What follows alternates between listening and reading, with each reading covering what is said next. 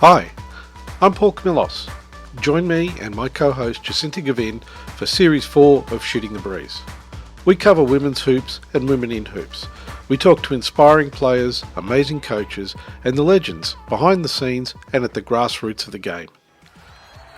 During this series, we'll be covering the FIBA Women's World Cup, where the 12 best teams on the planet are coming to Sydney. And of course, we'll be covering Australia's longest-running women's professional sporting league, the WNBL, in its 43rd season. Hit that subscribe button, like and review so we can get more hoops content to you.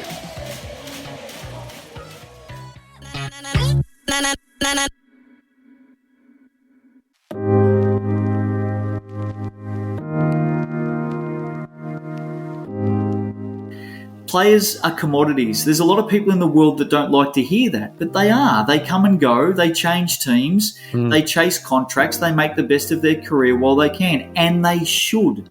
Yes. But the fan is the person that you as a brand can be connected to for life, and that is powerful stuff.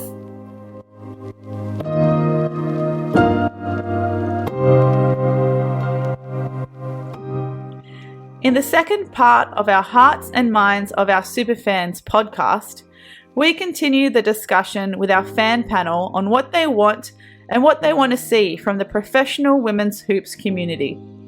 It's an important conversation that challenges preconceptions, but also acknowledges the very real issues teams and the league faces around funding and resourcing.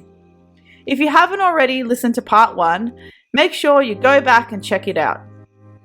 This episode was taped in early January before the recent Sydney Games at Key Centre, where players have been seated courtside to meet fans. If anything, it drives home our original point that opportunities to engage fans serve the sport so well. We want to thank our fellow fan panel for their heartfelt thoughts on what they want to see in the sport we all love. Enjoy part 2.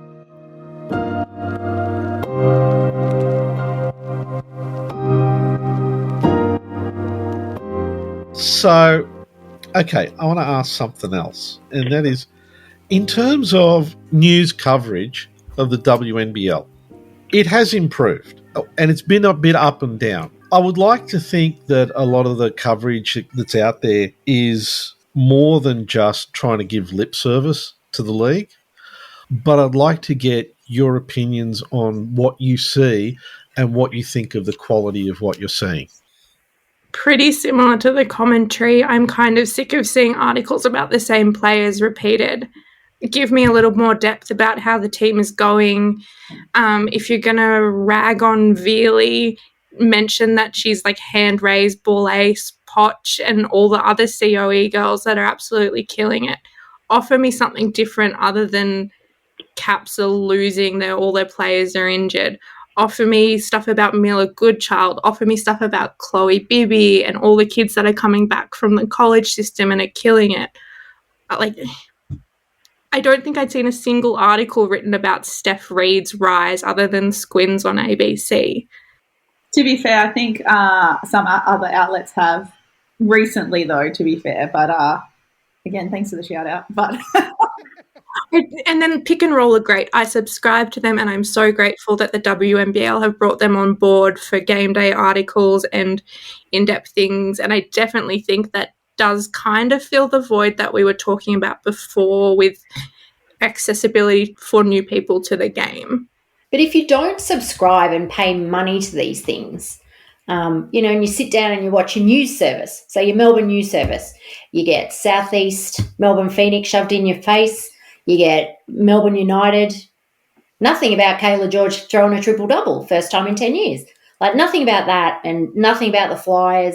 It was great when LJ came back, she hit the news just because of who she is, but not about the basketball. And I spend a lot of time in the car and I've always got it on in the afternoons and I listen to SEN. Okay, I love Andrew Gaze. But there's nothing in there about women's basketball. No weekly wrap-up. We play games Wednesday, Friday, Saturday and Sunday. That's sport. That's heaps of sport. Nothing. Nobody to cover it. Thank goodness for Megan Hustwaite. We get an article once a week in the Herald Sun. That's great. One article. And I think if Andrew Gaze hadn't been at the World Cup, we probably wouldn't have even heard about the Opals over there on radio and barely on the news. Like, I couldn't say I actually saw it covered on Channel 7 or Channel 9. So this type of thing is really, really disappointing. That, to me, when you see how passionate Kayla George is talking about getting them out in front of people, it really makes you want to stand up and do something, because these athletes are given their absolute all, and we can't even cover them for 30 seconds on the Sport Channel. And, we've got female sport reporters that aren't even standing up and saying, I'm going to cover a women's sport.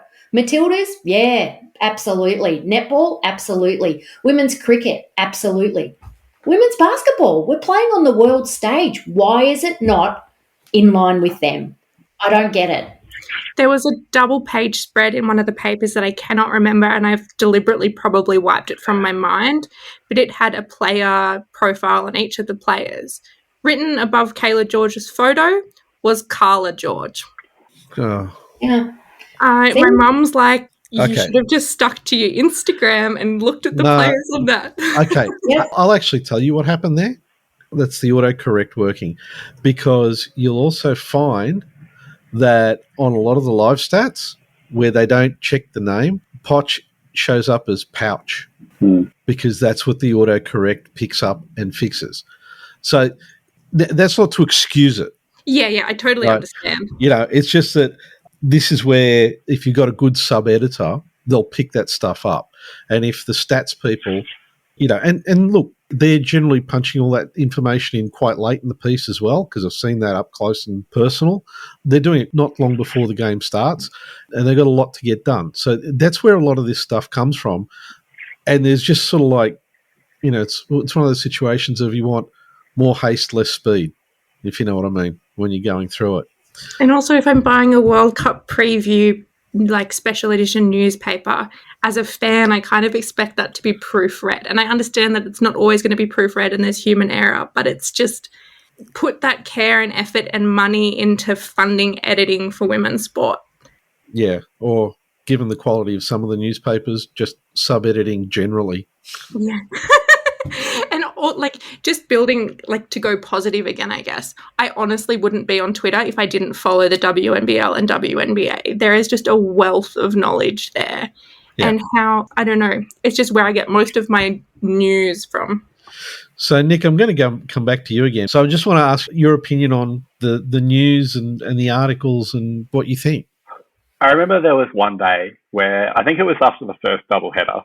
The Kings had finished and they'd won. There'd been NBA games on during the day, and my mum texted me and was telling me that they'd done a story on the news. They talked about the NBA results of the day. They talked about the Kings, and they hadn't even mentioned the Flames. The Flames were playing at the same time as they were talking about the Kings. And it's, how hard is it to say, and at halftime, the Flames are locked in a tight battle with the Bendigo Spirit? If we're talking about one Australian league playing in the same place on the same day, how hard is it to just throw in a mention there, just to put some relevance on it? I really like seeing all the articles that come out from the alternative media, like some of the things I've seen on Twitter, like HoopsDB, that keep a record of all the advanced stats and all of their assist webs and all that. I love going in, checking out all of that. And Dean Andrews, his website, I can't remember what it's called off the top of my head, but going and looking at everything that they're doing, I feel like we don't get anything from the mainstream media. So whatever we get from the alternative media, really, it doesn't fill the gap, but it helps to get something there that people can look at and people can read it and form an opinion from that. But it's so hard without having any mainstream media coverage. And interestingly, Lily, when you mentioned how all the Caps articles are behind a paywall, Canberra Capitals are the most successful Canberra professional sporting team in Canberra's history. And I remember living in Adelaide, and regardless of what was happening in the world, the news was always led by a story about the Adelaide Crows. The Adelaide Crows went to a spa today. Great. That was always, whatever the Adelaide Crows was doing, was leading the news. It was very interesting, very Adelaide. But like considering the Caps are the most successful Canberra team in ACT's history, the fact that I don't expect that they're going to lead the news in the same way that Adelaide Crows did in Adelaide back in the day I was living there. But the fact that there are articles about them, the most successful team in your backyard with such a strong fandom, aren't even accessible for everyone, that's wild. And I asked Brent, who you guys have had on previously, he's not the journo, but he's a Canberra journalist. And he basically said that like that journo goes out on a limb and it's paywalled because that journo's time, that's like not what that person's paid for. So it's their way of saying to the boss, like, look, I'm bringing in subscriptions, here's pay for my time, which I totally understand. People need to be paid for their time and effort, but how do we grow? And I guess that's why I'm so grateful that not all of the pick and roll is paywalled anymore, and that basic things are accessible. But just coming back to visibility for a second, and you've spoken about this with Megan Huswaite before, an increase of player engagement like game day. I see the same players posting game day stuff all the time. Where's someone posting from Bendigo or Canberra that Sydney and Adelaide are playing? Where's this league-wide support from players, from fans notifying, okay, this is happening, let's get behind that? Like, how do we get media to back us when we're not backing ourselves? Yeah. I think, though, that, you spoke to Marina Whittle the other day, and just how hard it was for her to get photos of herself. I found that just so interesting, the amount of effort and time and energy that each player has to go to get the photos that were taken of themselves so that they can post them so that everybody else can share them. So hard enough for them to find, to be pushing their own agenda, let alone trying to help someone as well. So I was quite taken back by that they spend so much time trying to find these photos of themselves just so that they can keep pushing their own, their own sites and for their interest of their family, their friends, and anybody that follows them. That to me was really eye-opening. Yeah, to me, I think one of the issues is there's a split that happens with a professional league. The league tries to be more professional. As they become more professional, it's almost like a different attitude starts to take place. We've got to get the clubs don't take their photos anymore. It's done by a professional agency. We do this, we do that, because that'll help us engage with the fans. But it has the exact opposite effect. Now, I remember, and I've seen this happen in motorsports in Australia. I remember years ago, you used to be able to go to a track to watch a race. You could buy a ticket to go to the paddock, so you could actually talk to the drivers, talk to the mechanics. You could talk to people. You could engage with people involved in the sport. As it became more and more professional, there are more walls that are being put up, which then takes away from that fan engagement, but it makes it more professional. Do you think that the visibility issue for the WNBL may have something to do with that kind of push and pull of engagement that happens as a sport tries to become more professional? I want to make a quick point while you guys think about your answers. Just going back on the visibility in mainstream media, it's just kind of dawned on me in a sense that we know a couple of people now who are professional sports writers for mainstream media, and they would love to cover more basketball, especially WNBL. But when it comes from their powers that be, their bosses are saying, this is what I want you to cover because it gets more clicks or it's more popular, etc. So they do want to cover it, but when their bosses say, no, you got to go cover something else, I guess they have to do that, right? So that kind of, for me, dawns the question of, it's not so much about the leagues being mainstream. I think basketball as a sport in Australia needs to be mainstream. Basketball in itself, I don't think is mainstream. The sports that we commonly, the water cooler talk at work, when we talk sports, is always NRL, AFL, sometimes A-League. That's your mainstream sports. When you can just have a very passive, superficial conversation with someone in a coffee line, that to me is when a sport's broken mainstream. No one's talking about basketball unless it's NBA. And even then it's Warriors, Lakers, and the end. What does Michael Jordan still play? No, he doesn't. I get that all the time with Lauren Jackson at work. Oh, how's Jacko going? And that's like about the extent of the WNBL conversations I have with people at work. I think that's okay though, because at least then that's like a gateway. But I think basketball as a sport itself needs to be mainstream before we can expect mainstream media to then cover the leagues. Does that kind of make sense? Yep. Yeah. I think it was Damien from Pick and Roll tweeted the other day about sports number of viewers and increase and decrease, and it was just really interesting. The tweet was something about cricket's viewers going down and then basketball viewership increasing, and how the media wasn't reflecting that. So I definitely think it is a systemic problem. Well, yeah, it definitely doesn't. I mean, cricket's just recently signed a new broadcast deal. It's in the, north of $1 billion. And, I saw some photos from the MCG from the last test between Australia and South Africa there. There was a lot of empty seats. So, yeah, I think whatever it is that's been happening to date doesn't seem to be working.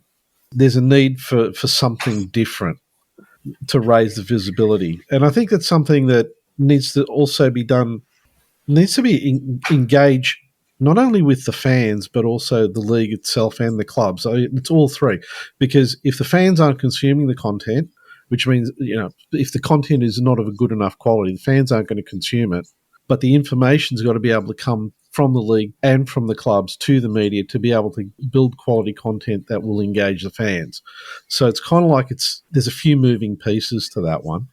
Sorry, I really distracted from your original question, Paul, about, professionalism versus accessibility, if you want to go back to that, because I think it's a really good point. And I think that's the other part that goes with it, which is, does the drive for professionalism mean that we're going to start putting up barriers between players, athletes, and fans? And I'll throw out an example, and this is going to get me in trouble with our friends here in Sydney, but Melbourne, you guys, when the game's over, the players stay and they're signing stuff on the floor. In Sydney, the players go up to the barrier. To me, that's kind of one of those examples, because you're literally saying, we're on this side of the fence, you guys are on that side of the fence, we'll sign to a point and then we're going to go.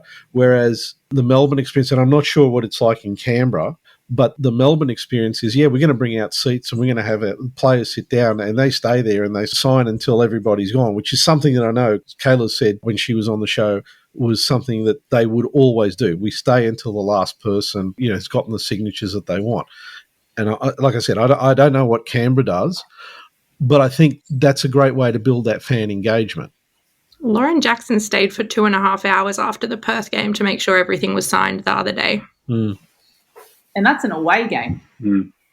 Yeah, so my question is, do you think that part of the problem with the visibility is there's no concentrated effort to build professionalism while keeping the fans engaged in that personal way that we have seen in the WNBL for so many years, that it's affecting the interest of the media to the league? I'm not sure if this is going down the right path, but you talk about these, they want to build the professionalism. We seem to be losing these athletes like Ezzy, for instance, who's on Nick's T-shirt, because they're chasing the professional dollar, which they can't get here.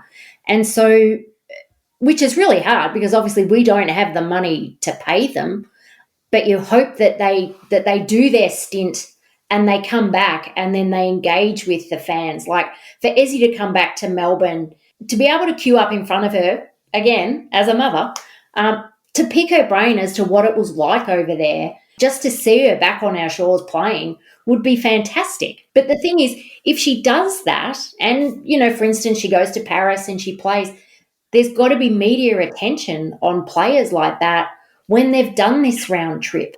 They're so young and they're taking on the world and they're doing fantastic, wherever they are in the world. And then they finally come back here and play. They just slot right back in. It's just like going back to your local club and playing, and nobody's there to welcome her. There's no fanfare. There's no coverage. It's like, why shouldn't she be covered? If you want the professionalism and you want the connection with the fans, somehow There can't be these barriers, and we're the ones that pay the money to be able to approach these players, especially at Melbourne. You know, we've followed Kayla for so many years, and just to be able to go up to her and, you know, she says, you know, just certain little things, it's almost like she remembers you, and they have this ability to really bring you in. And so I hope that never changes in chasing this professionalism and trying to get the media involved as well. I really hope that they never lose sight of that, because that's what makes, to me, our Melbourne teams really, really special, is that they really want to be part of it. There's no barrier between us and them. And as a young player, you can strive to be that person sitting on the other side of the table. Just to build off what Claire was saying, and Paul, you asked before what Canberra was like post-games. I think this is a classic example of professionalism and still being accessible. So that LJ game where the Flyers came up to Canberra and played here, that was the first time that I've seen a signing table and chair ever be brought out. The following home game, they then had players sit in chairs so they could sit down and be rested and things like that. Building on top of professionalism, maybe the league gets to a stage where they're having fan days. Like I know Townsville does open training sessions and come and get your stuff signed. Not to rag on the Caps, and I'm so sorry. They had an open training the other day for members only. A couple of my friends who are members went to that, and the Caps girls looked shocked to see everyone there. And they were training at UC Gym, and their training session was over. Like social leagues came and trained and the girls had to leave. There was nowhere for them to stand around and sign. So it's just, you've got these great ideas. They're just executed not to the best of their ability. And I wonder where the line gets drawn with professional women's sport and accessibility to players after the games and things like that versus men's professional things. And obviously the girls love signing or they wouldn't be there. Obviously the leagues made that decision. And you hear everyone saying how much they love the interaction with the fans. But I just wonder where that equilibrium is between having everyone accessible after the game and the importance of a proper warm down and cool down and recovery time after a hard loss and emotional vulnerability and things like that versus having a fan day once a month and having things signed. And I'm not saying there's a right or wrong answer. It's just, there is a right and wrong way to be professional. And I think what you're saying about Sydney is a very visual representation of, and like Canberra with the open training session, it doesn't sit right. Yeah. Nick, you've been at those games. You know, as a fan, how do you feel about that? The thing that really frustrates me about Key Centre, specifically Key Centre, is because the seats are built above the stadium, so you're looking down, the players have to climb up onto the courtside seats to get to the fence to sign things and take photos. Like, they have to hang on to the fence. It's just silly. Like, why are we having people climb up onto something to take a photo with someone? Why can't we organise this better? And, you know, the other night when we were at the Kudos game, they got kicked off the court. They couldn't even do their warm downs properly because the Kings had to come out and warm up.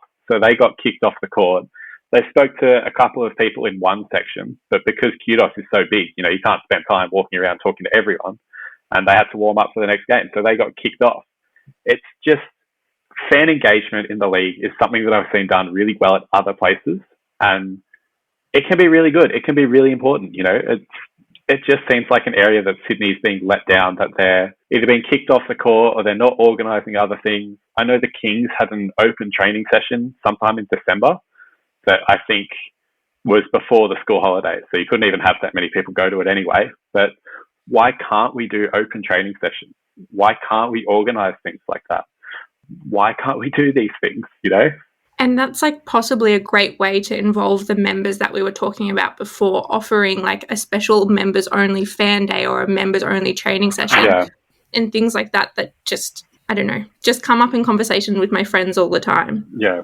I mean, I know a lot of the Sydney-based sports, a lot of the NRL, the AFL, they have fan days where you can go and get things signed, get your photos with the players. I went to a lot of them when I was younger, and why can't we do that? You know, why do we have to put it on the players to come out after a game and spend time on the court to hang out and have photos and have selfies? You know, they've just played a game. They don't need to do that right now. sure, it's great that they do, and I love that they do, and I appreciate it so much, but we shouldn't be expecting it of them. We should be organising other things so that they have alternative ways to get the fan engagement. Okay. Yeah, I agree in the sense that, just really quick, by what both of you have said, that the fan engagement at Melbourne and Caps is great, but the expectation of players to do that after every game, I would imagine that your players that are playing 30 plus minutes a game, getting to the stretch of the season, talking to Jade Melbourne on the weekend after another heartbreaking loss for the Caps, and she said, I am exhausted. We've played 5 games in 12 days. I haven't been this exhausted in my life. Under those circumstances, I don't know how much fan engagement would be on their mind. Sometimes a player needs to set a boundary and just go, look, I just need some downtime for myself for half an hour before I do that stuff. So the things suggested, like scheduling a members-only training session or fan day or something, would be able to then allow the players to set that expectation ahead in their mind, going, oh, okay, today at training I've got to be mentally prepared for this, and not have that expectation of, oh, after every game, even when I'm not up to it, I feel obligated that I've got to be signing autographs for 2.5 hours. Do you know what I mean? Just letting them set that boundary. I think the other thing is sometimes is that, and we see it on the television, for instance, in, say, the NBA or something, a game's done and the game might not even be finished and LeBron James is already walking off the court. Now, to me, that's just complete disrespect for everybody that's there.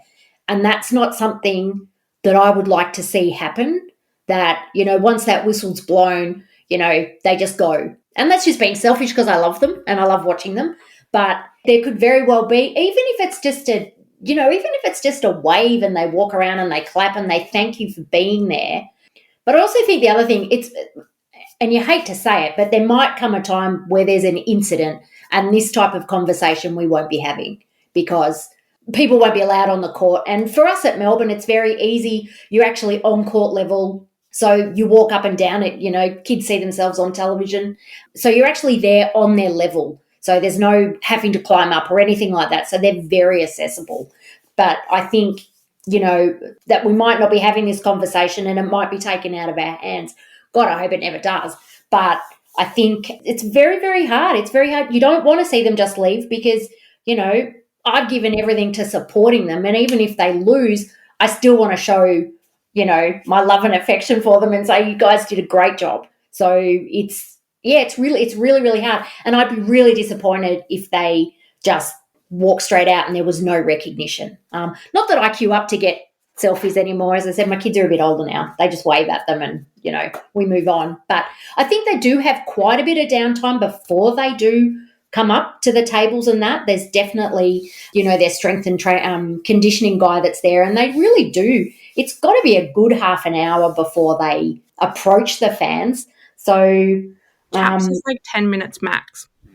Yeah, no, I've definitely seen them wait a lot longer than that. And they all like to huddle together and they're laughing and different, of course, when they're lost. But, I think while we're able to do it, I'll take it and I'll enjoy it. Okay, so look, while we've been, this visibility's kind of moved into the fan area, let's just stick with the fan community and then we might sort of bounce back to merchandising and that sort of thing. So one of the things that I took away from the podcast we did with Justin Nelson some time back was take care of your fans and everything else will take care of itself. Loaded question. Does the WNBL take that approach to heart? And I'm not talking about the league itself. It's more the clubs. But is this something that the league is taking to heart? I feel like the first step towards that was everyone complaining about the broadcast and us feeling listened to and tweets and messages being sent out the following day saying we understand it's not good enough. And then 3 weeks later that they actually did improve. I feel like that was the first step I've seen towards embodying what you just said. Okay. Nick? Was it Justin Nelson that spoke about having the cheaper parking as well? Like, knowing that you might be able to get some more people into the game if you have the slightly cheaper parking to go with your tickets? Something along those lines? I can't remember. There was someone I remember saying something like that. And if you go to a game at Sydney, either Kudos or Key Centre, and you prepay for your parking, you are paying $25 to park there. The most expensive general admission ticket for the Flames is $25 at Key Centre. So you could be paying more, or you could be paying the same amount to park as you're paying for your ticket. I've got the full game membership, so I'm paying, I think it was $170 for all 10 games. So I'm paying $17 per game, and I have to pay $25 to park there. It's just, it seems wrong that we're doing, maybe we're underpricing the tickets, but I don't know. It just doesn't make sense to me that parking is so expensive for if you're sitting in Cat 2, that's $10 a ticket, I think it was. Okay, for that one, I do know that the parking is run by the Sydney Olympic Park Authority, right? So this is one of those things where they charge whatever they can. Yeah. And look, it sounds absurd, when you put it like that. Yeah, I'm paying $17 a game, and I'm paying $25 a game for parking. It sounds bizarre. But this is. I wouldn't go. Yeah, That's insane. Within like a 2-minute walk of the Canberra venue. Mm. Do you get free public transport or anything? No. That's the other problem is this is New South Wales. Yeah, where the stadiums actually are, it's very hard to get through to a lot of trains because it's on its own train line that you've got to get. You got to get about 3 different trains to actually get there. And normally they only run the event buses if there's something really big on, like grand finals or that sort of thing. And also the other issue with the Key Centre is it's not where it's quite a distance from Kudos Bank Arena, which also means the support facilities like, meals, etc. There's not a lot of choices. I think there's like a coffee shop and a convenience store across the road. Yeah. So, yeah, in terms of like opportunities for the fans and kind of taking care of the fans, there's a bit of a weakness there. When people actually sit down and look at it, do you think that has an impact on the audience attendance throughout the season? I mean, Claire, you made it pretty blunt. It's like, yeah, for that sort of money, I'm not going. Yeah, I wouldn't go. So we got notification yesterday that because of the early game tomorrow, which is at 5:30, heads up, it's right next to the Melbourne Zoo. It's school holidays, so take public transport. So it's like, oh, okay. I wouldn't have thought people from the zoo would park that far down, but parking's never a problem. State Basketball Centre it is. There is no parking since they're making the new massive stadiums and that out there. But it would make a huge difference if $25 on top of, you feel as though that's the type of thing, as a member in my package, I get a car parking pass for those games. Or even that's a no-brainer. Or a discount. Yeah. like when you go to the movies and they discount your ticket. Yeah, or shopping centres, spend $1 and you get whatever off it. But if your parking is more expensive than your actual ticket, something really, really wrong. Yeah. Now, I mean, some people take that as an opportunity to go, well, it will make the tickets $30. So that the ticket is actually more than the parking. Yeah. Well, I actually think that a ticket is not enough anyway. So we don't go to the NBL because it's too expensive. So if the 4 of us were to go, it's over $200. So yes, you could sit general admission, but you're going to be up in the rafters. So if you just pay just to get a seat in that middle sort of tier, it's over $200. But for me to buy a whole season, it's just a little bit more than that. And I'm getting umpteen games. So I wouldn't want to see the price go through the roof. But I think, due to COVID, there hasn't been a rise. And, Melbourne really pushed that we've kept the prices the way they are and all that type of stuff. But with our list of things that we're not getting, maybe it's time that there's a bit of a look as to how charges happen. Now, do you think it would be a good idea to have for the clubs to go out to and I know we're putting a lot on the club here, but, go to the fans and say, hey, guys, we are going to have to put our prices up. How do you feel about that? What do you want to see? How do you, to basically bring the fans on the journey? You never get any feedback from any surveys that you do. So I'd say send the survey out. You're going to get the answers. Don't put the prices up. We're really happy at the moment. But you'll never see those answers. So you'll never actually see what people want. There's that word visibility again. If we could actually see what people wanted, a pie graph or something that says, free of parking, different, different things. Away game discounts. Sit together somewhere. I think clubs also need to they send out these at the end of the season. How did you think we went? And that's it. You never hear anything. And then, it rolls around and the same membership issues happen. You get the same crappy scarf and your season's exactly the same as what it was. To be honest, I know this is like scraping the bottom of the barrel, but I'm just impressed that Melbourne bothered to send out an email about the parking and to send out surveys. Tony's pretty good. He does, whether or not he types them or not, but I would like to think that I actually urged that to happen because I was the one that asked about Bendigo and it was the first thing on the list.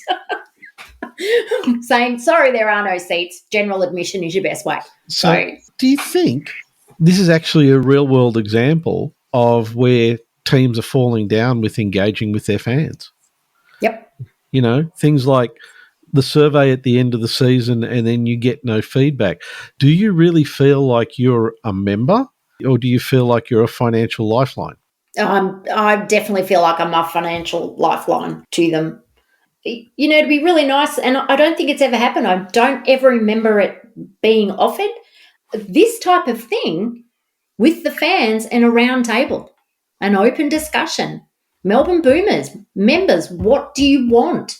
The smallest little things, the pin that we talked about. I've been a member for 7 years.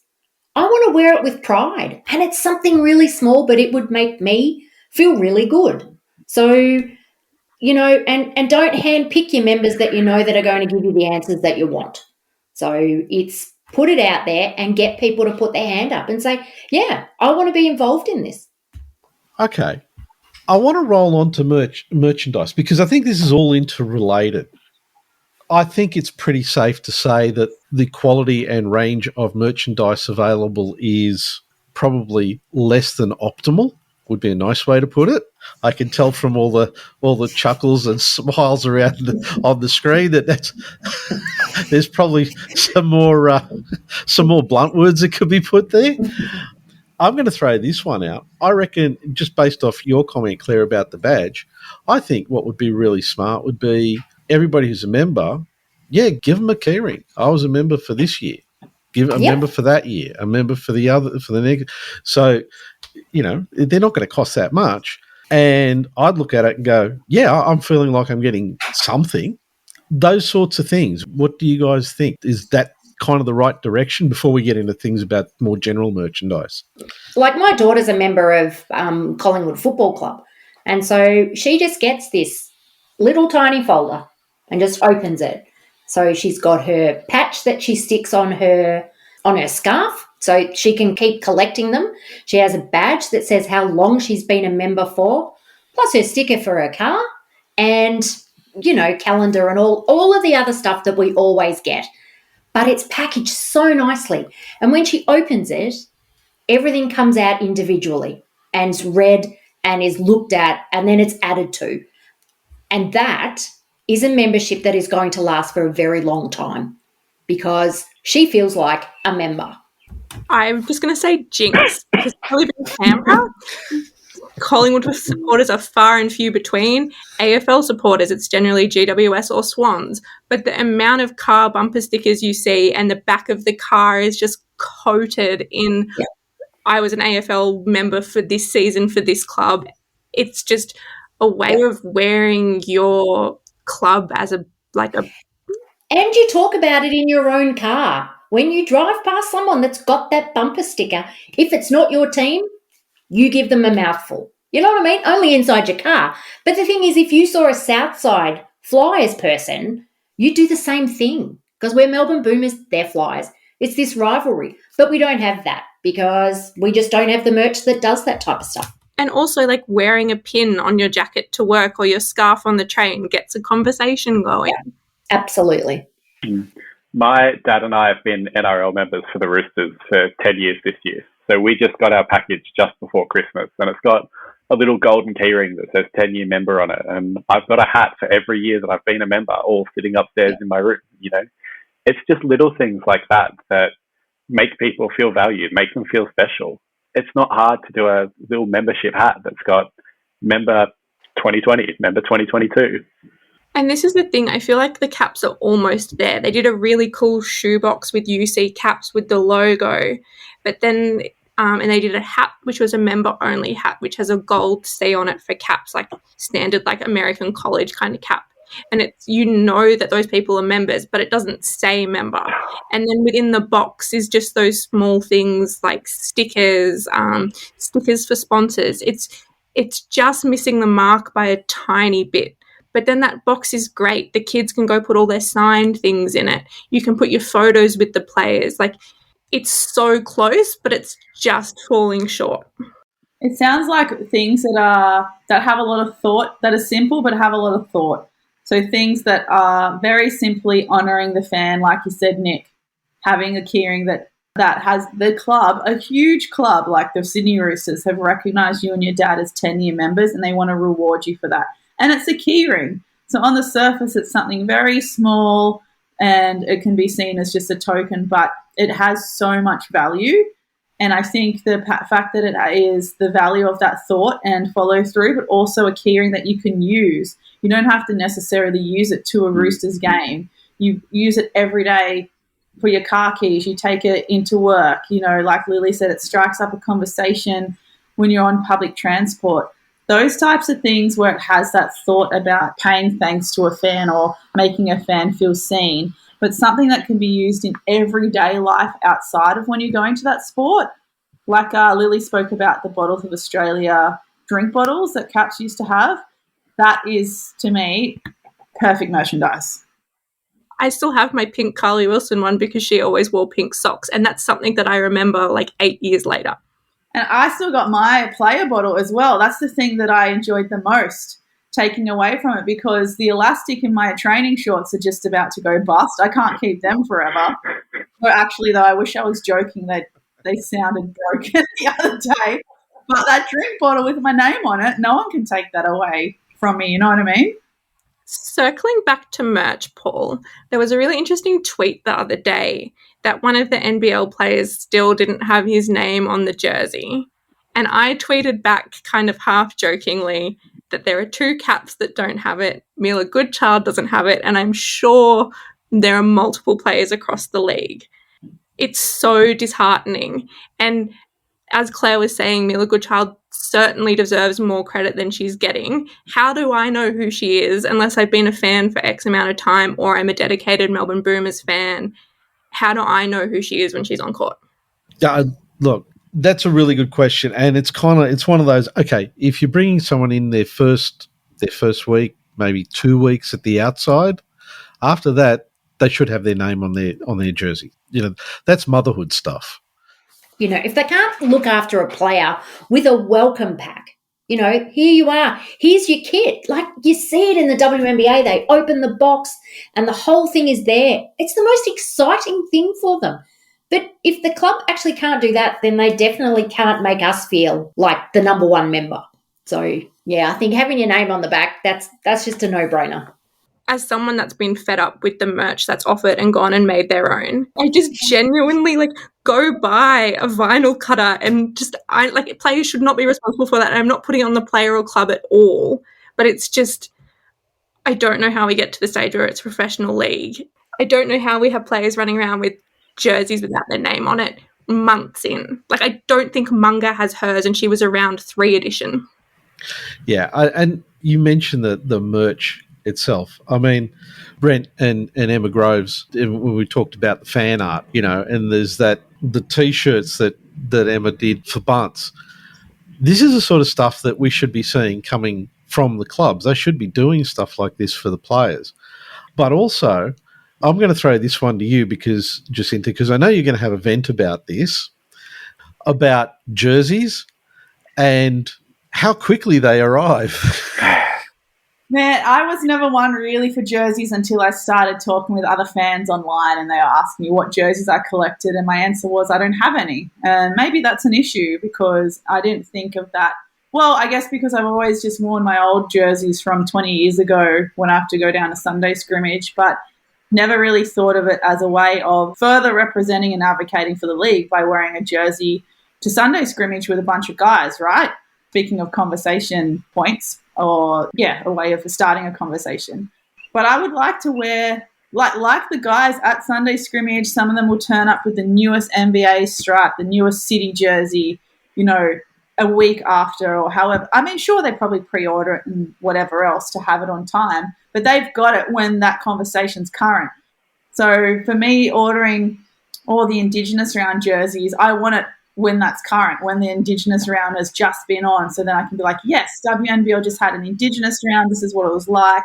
We also shouldn't really have to whinge on Twitter as well that we want one of those warm-up tops that the players were wearing for the reach-out round and for the Indigenous round as well.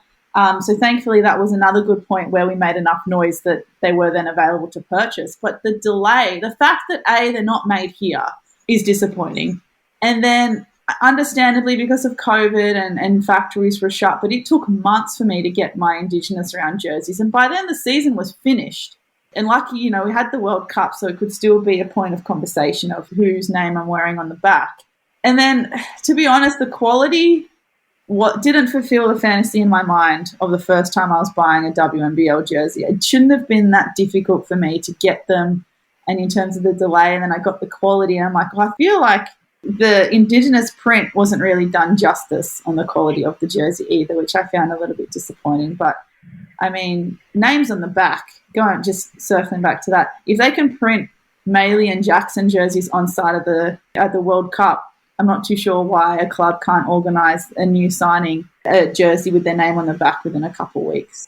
But, yeah, the delivery and the mode and even going to a game, like, I'm not too sure. Please correct me if I'm wrong, Nick, but can we purchase Flames jerseys at the game? We can purchase them, but I know that at the most recent game, I ran into one of Tiana Mangakahi's brothers during the game, and he saw that I was wearing my jersey, so he started a conversation with me. And he said that they bought jerseys at the stadium, but they bought the last 10 jerseys they had. That was all they had left. So they were just wearing plain Flames jerseys because that was all they had at the stadium for the game. Yeah, and even, I know Adelaide Lightning had a Pride round, and even though that wasn't a round that all of the clubs shared last season, I wanted a Pride jersey for sure, but you could only get it if you went to an Adelaide home game.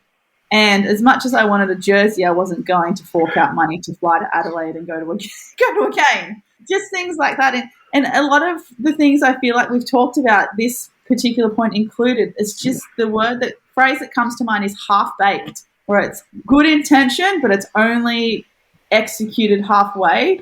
And we need to find a way of all the things we've talked about in terms of attending away games, fan engagement, merchandising. We've got to make it as easy for fans as possible to keep them engaged with the league and to keep them turning up, because there will be a time where people will stop turning up.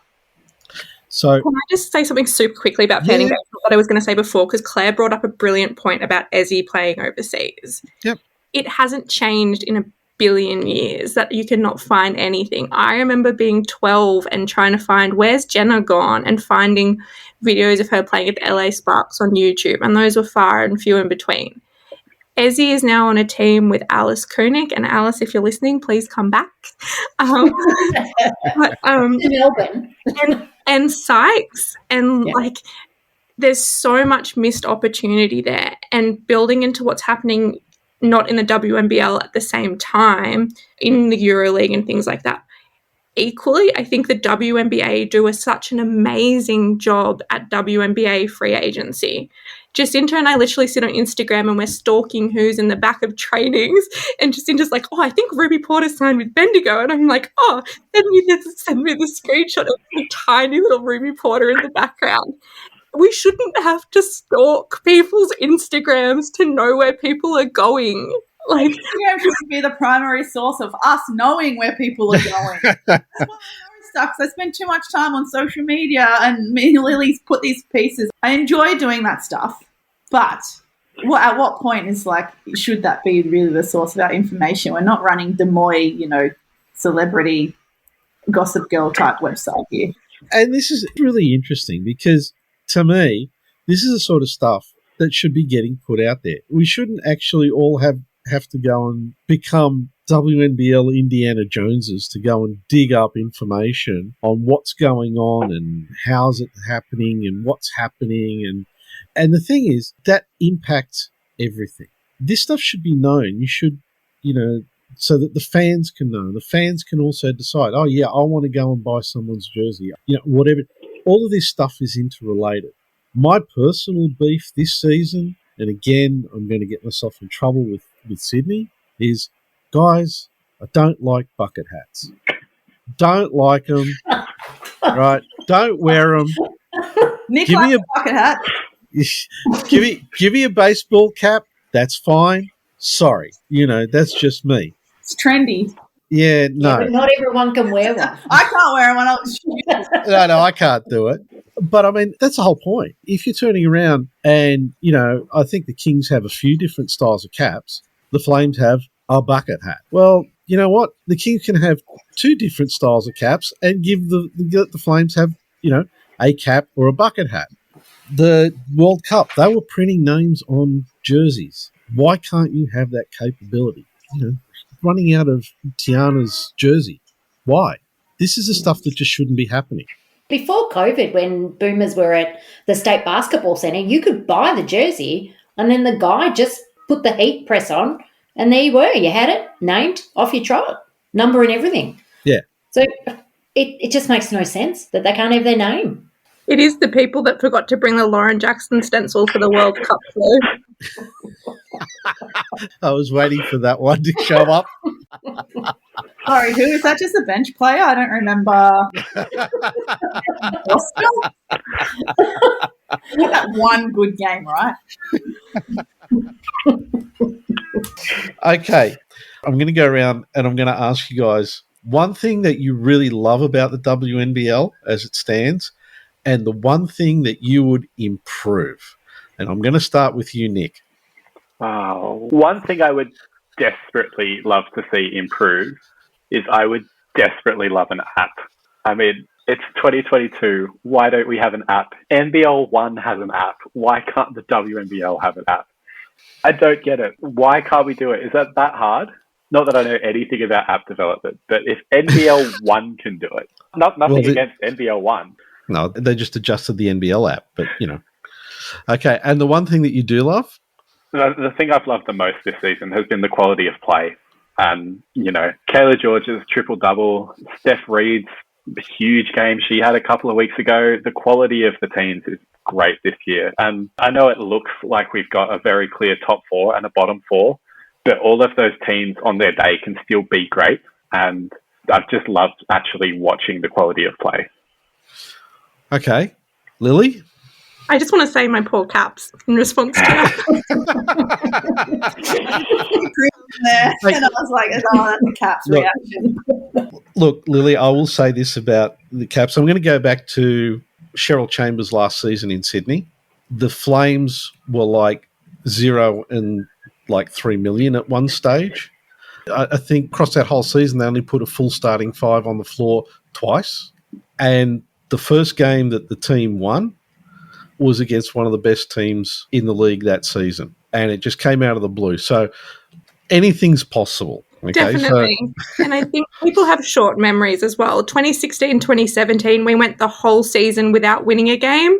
Then we won the last game of the season against Townsville, and that Townsville team had Van Loo and Tess Madgen. Yep. And it's just the Canberra way. You have a couple of rebuild seasons, and then you're right up in the middle, and then you're back near the top. And they wouldn't be with my team without that. So it's just, we shouldn't have all the injuries. The injuries was what hurts. Yeah. So what I love about this season is how many young players are getting the chances that we haven't really seen before other than the hub season. When we were blessed with seeing local talent I don't think we otherwise would have seen. I think this season has personally eliminated for me my worry that younger players weren't going to get the opportunities that we're seeing in the hub. I think the returning of the college kids speaks reflect the strength of our league and the returning of new imports as well as old imports. So like Tiff Mitchell's come back. We've had Lindsay Allen around the league for ages. We had Kia Nurse, and now like Sammy's sticking around, as well as like Chloe Bibby coming back and Tiana from college and things like that. Plus like the rise of the COE kids. I'm endlessly impressed with Izzy Ball-Ace. Like there's an Adelaide game, I'm straight there. My mum's like, oh, Izzy's playing tonight, not Adelaide. Like there's something so great about the young guns getting a run, and Mila Goodchild, like, it's just endless. Yeah, that's where I'm at. Grateful that the young ones are getting a run. And what's the one thing that you'd like to see change? I guess consistency across the league. Something that really annoyed me at the start of this cap season was we paid $15 for a pre-season game. And I understand that there are costs that need to be covered, but it's really disheartening when you see Melbourne Boomers fans just a gold coin donation. And it comes back to that accessibility and I guess the league setting the expectation of this is how a professional league should be run. This is the blanket rule for all clubs. Okay. Claire? Well, I think they both covered it, really. But just definitely the calibre of play this season has been just amazing. And for me, watching Kayla George get fired up, love it. And I think just that, the one thing that's not so great about it is this constant struggle that these athletes have to be seen and to be heard is just, it's not good. And I really, really feel for them that we can't watch them on the news and we don't see them in the paper. We don't talk about them on the radio. And I just really hope the more we all talk about it, the more that it's going to change. And, when my daughter is as old as me and she's got kids, that the WNBL is mainstream and the basketball is mainstream. So that for me, if I can help them with this struggle, then I'm all for it. Okay. Jacinta, I'm going to ask you too. This will be good. Oh, no, lower your expectations. The thing that I've really enjoyed this season is probably the level of competition. Also seeing, I guess, a combination of what everyone said. It is always going to be very competitive and unpredictable, even when we get to the end of the season. And, if the younger teams, I shouldn't say younger teams, but the teams like Sydney and Caps, if they're still jostling at the end, you can guarantee that despite who they're playing, they're always still going to play their hardest and it's still going to be a tight competition. There's not going to be 40, 50-point blowouts. So I think that's a real testament to the standard of the league. But I also really enjoy being able – it's a prime opportunity right now. I don't know – I'm sure if I go back into the archives, I could probably find other examples. But seeing existing Opals and Opals greats like Lauren Jackson playing next to our emerging Opals with such a talented league and such a breadth of talent, that really excites me. So all the players that you named before, your Bibbies, your Atwells, your Melbournes, your Ball-Azers next to George, Jackson, Sammy Whitcomb, side by side, like being able to have these competitive matchups, even the matchups of like Christy Wallace and Maddie Rocci. I mean, that is a high quality matchup. And to think that, I'm sure most of you would have seen my tweet yesterday about how a guy admittedly had never watched women's basketball and he assumed that women's basketball wasn't as aggressive and competitive. And I'm like, you watch Wallace and Maddie Rocci in a 40-minute game and come back to me. Like, that's the stuff that I really, really enjoy. The thing I'd like to see improved, I have to be honest, I have to give credit that I feel like the league for all of its turbulence this season, I do feel like the league, particularly Christy, is doing her absolute best with what she has to make the improvements. And I think that in itself, her commitment to making improvements and making hard decisions to try and get the league in the right direction is admirable. So I have to give her credit for that. I know that the broadcast hasn't been the best, but at least she went out there and got a broadcast deal that would potentially make basketball more mainstream. But I think it's what we've talked about, going back to that idea of things being half-baked, of having a little bit more of a considerate thought into some plans, tying off those loose ends of providing a fan bus to away games, providing feedback from surveys. If fans are going to invest in those things, that is equally as much fan engagement as it is as having the players stay back and sign. It is all of those things. And I'd just like to see some of those loose ends or half-baked ideas with a lot more follow-through and commitment from club level and from league level. And I think part of it, touching on what Lily mentioned before, of having something more standardised is going to be more helpful. And that is also going to promote more professionalism of the league as well, and perhaps attract more, players to player attention, or attract more players to come from overseas. Okay. First of all, I'd really like to thank all of our guests, Claire, Nick and Lily, for joining us on the show. It's been great. I've really felt that the feedback from you guys has been amazing. And I think also, from my point of view, it's great to hear your opinions on what works and what's not working for the league. And hopefully people will listen to this and that they do take some of this stuff on board and start looking at how they can roll this information into like tangible improvements for the league. So everybody, thank you so much for your time. Really appreciate having you on the show, and your insights have been amazing. Thank you. Don't forget to send us your comments, thoughts and feedback on this one.